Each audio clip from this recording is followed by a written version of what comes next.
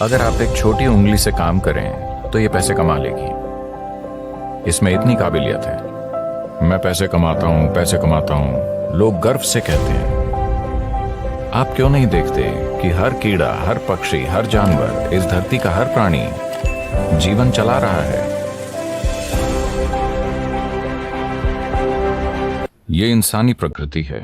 जो चीज आपको नहीं मिली है वही आपको सबसे ऊंची चीज लगती है।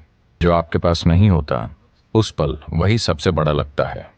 अगर आपने 2 दिनों से खाना नहीं खाया, खाना भगवान हो जाएगा। आया ना? नहीं? हाँ। अगर आपको ये समझ नहीं आया तो मुंह बंद करके 2 मिनट तक अपनी नाक पकड़िए। अब आप भगवान चाहेंगे या हवा? हवा। अगर भगवान खुद पूछें हवा चाहिए या भगवान, आप कहेंगे आप भाड़ में जाइए, मुझे सांस लेनी है। क्योंकि उस पल जो भी चीज आपके पास नहीं होती वो खुद को इतना बड़ा कर लेती है, बाकी हर चीज को ढक लेती है। या दूसरे शब्दों में, जब आप मजबूरी की स्थिति में होते हैं तब चीजों को वैसा नहीं देखते जैसी वो हैं, वो बहुत बढ़ चढ़ जाती हैं। अगर आपका ब्लैडर भरा है, मैं आत्मज्ञान की बात कर रहा हूं, आपका ब्लैडर भरा हुआ है, क्या आपको रुचि होगी? मुझे आत्मज्ञान नहीं चाहिए। फिलहाल बाथरूम जाना ही परम मुक्ति जैसा है। हाँ या ना? तो चाहे जो मजबूरी हो, मजबूरी की स्थिति होने पर आप किसी भी चीज को उसके असली रूप में नहीं देखते। जीवन उस पल आपको यह सोचने पर मजबूर कर देगा कि यही सच है। तो इस तरह इंसानी जीवन एक मजबूरी से दूसरी में जाता रहता है। यह आपको चीजों को उनके असली रूप में देखने का कभी समय ही नहीं देता। अगर आप जीवन को वैसा नहीं देख सकते जैसा वो है, तो क्या आप उसे वैसे संभाल पाएंगे जैसे संभाला जाना चाहिए? बिल्कुल नहीं, है ना? अगर आप चीजों को उनके असली रूप में नहीं देखते तो आप उन्हें वैसे नहीं संभाल पाएंगे जैसे संभाला जाना चाहिए। इसी कारण लोगों के जीवन और समाज कई तरह से भद्दे हो गए हैं। जब मैं भद्दा कहता हूं तो मेरा मतलब है सामान्य। मैं एक स्कूल में 14-15 साल के बच्चों से बात कर रहा था। वो लगभग 11-12 लड़के लड़कियां थे। मैं उनसे पूछ रहा था कि वो आगे क्या करेंगे, क्योंकि वो शायद 10वीं क्लास में थे। वो सिर्फ नौकरी ढूंढकर पैसा कमाने की बात कर रहे थे। मुझे विश्वास ही नहीं हुआ, क्योंकि जीवन भर मैंने कभी पैसे कमाने की नहीं सोची।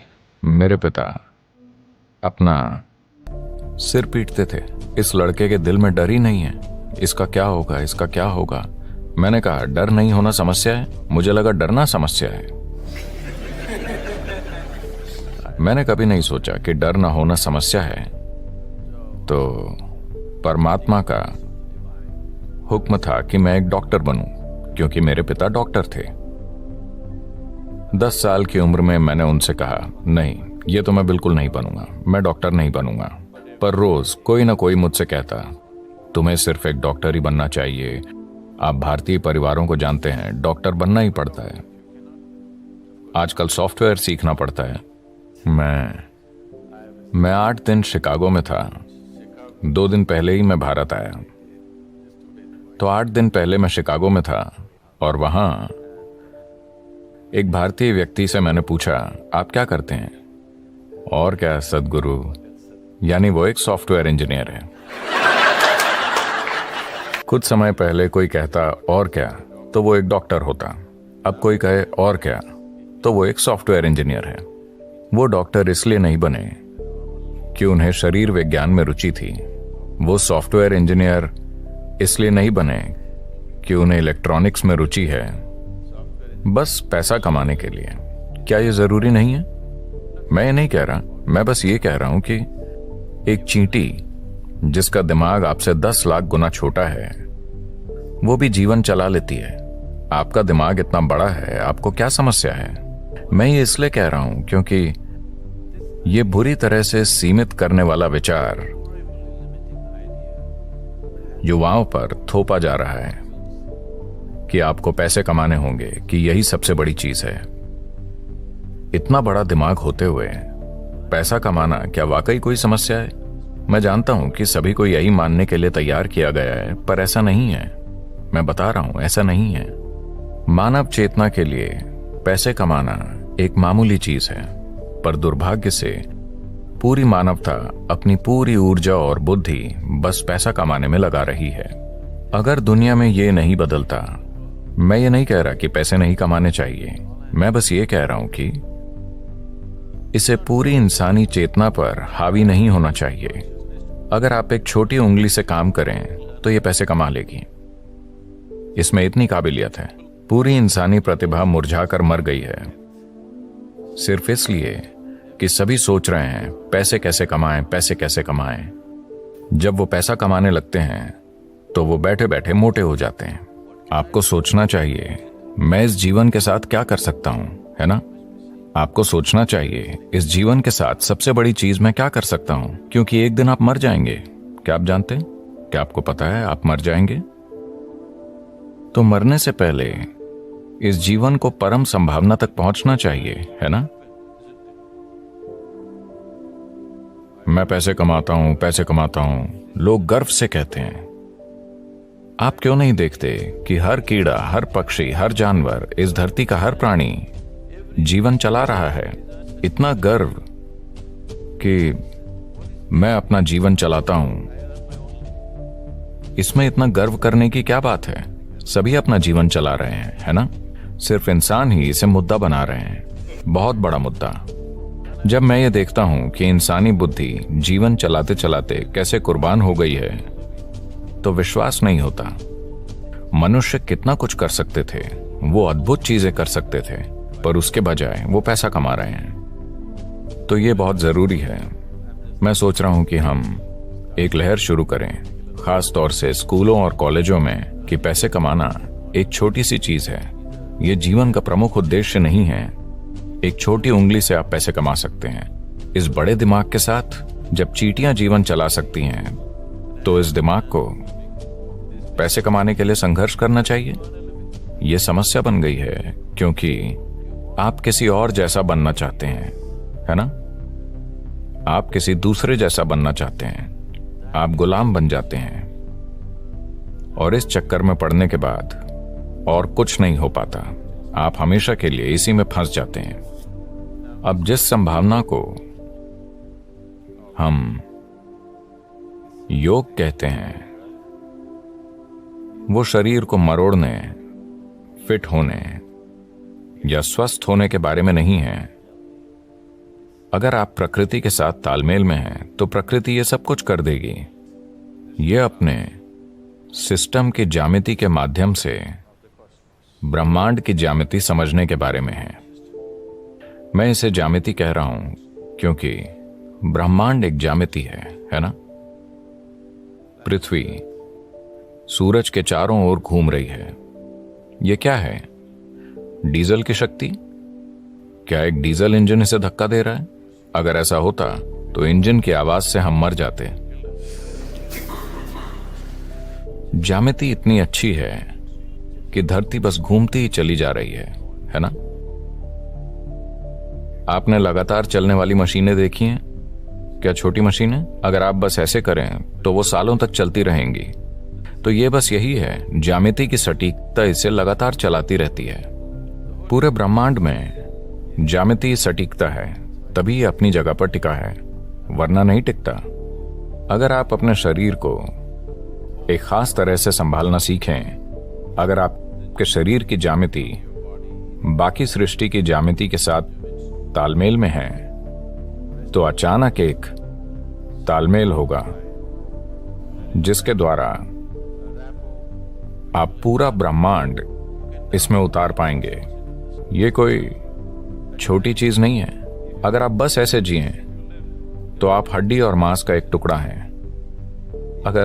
अगर आप इसे सही कर लें तो अचानक ये कुछ और बन जाता है। शायद अब लोगों को ये अनुभव नहीं होता क्योंकि आपके पास टाटा स्काई, डिश नेट वगैरह है। पर मान लीजिए 80 का दशक है और आपके घर के टीवी में दूरदर्शन चल रहा है। आप अपना पसंदीदा क्रिकेट मैच देख रहे हैं। अचानक आपका टीवी बूप बूप करने लगा। तब आप छत पर जाते और वहां एक एल्युमिनियम एंटीना होता था। ऐसा किया कुछ। नमस्कार दोस्तों, क्या आपने कभी सोचा है कि अगर यही आखिरी मौका हो तो आप कैसे क्या करेंगे? अगर यही अंतिम अवसर हो तो आप किस चीज को महत्व देंगे? हम जीवन में कितनी बार खुद को मौका देते हैं लेकिन पूरे दिल से उसे जीत नहीं।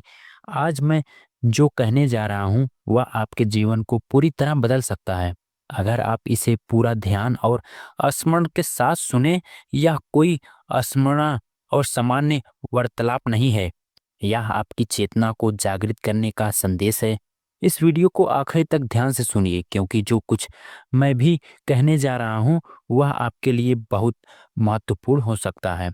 सबसे पहला है, जीवन को अंतिम अवसर की तरह जीना सीखें। जरा ठहरिए और सोचिए, अगर आपको पता चले कि आज आपकी आखिरी दिन है तो क्या आप वही करेंगे जो अभी कर रहे हैं?